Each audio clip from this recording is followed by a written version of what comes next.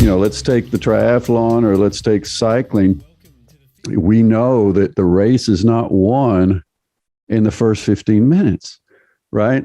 You may lose it in the first 15 by something really going wrong, but you're not going to win it there. You're going to win it towards the end.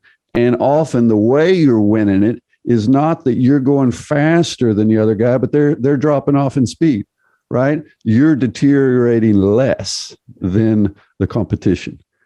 And that's true in the 100-meter sprint, the 200, it's true in very many situations in elite sport and in sport in general, is when it looks like one athlete is somehow finding new reserves of speed and going away from the competition. What's really happening is that athlete is maintaining speed and the other athletes are falling out. They're fading.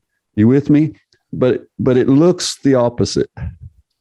Yeah, absolutely. And this is durability. This is the athlete that holds speed. Now there's exceptions, but the athlete that holds speed when the others decline, it looks like they're accelerating, right?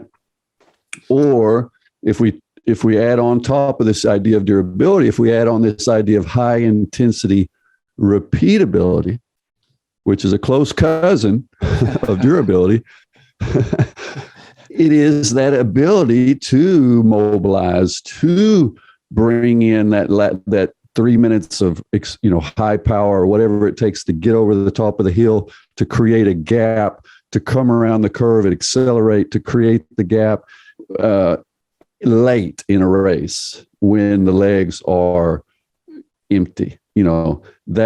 That's that repeatability coming to bear, that to mobilize. And we see this in the spring classics in cycling, and so forth, is the certain athletes. You just have this group of athletes that in the 6th hour of a race, they just have a much higher percentage of their true maximum ability still available. Whereas even at the highest levels in the pro peloton, 90% of those athletes have fallen back. They were good for 5 hours, but not for 6. You with me?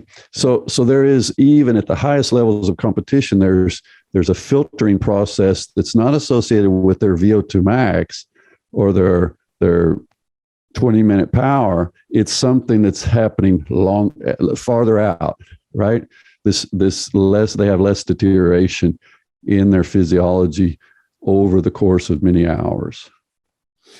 And that takes time to develop, and it's partly just part of their talent, That was my next question. But I think we can all get better at it.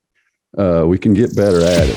I think that's important to just help people see that it's not just me. A lot of people just think, oh, it's only me that struggles, and the elite athletes, they don't have all this. Well, that's not true. We all have lives, and we all have our stuff. So I think that in itself is a learning. It's a lesson that helps people bring their shoulders down and kind of say, okay, well, we all deal with this stuff, and it's okay to drop a workout or whatever when I need to.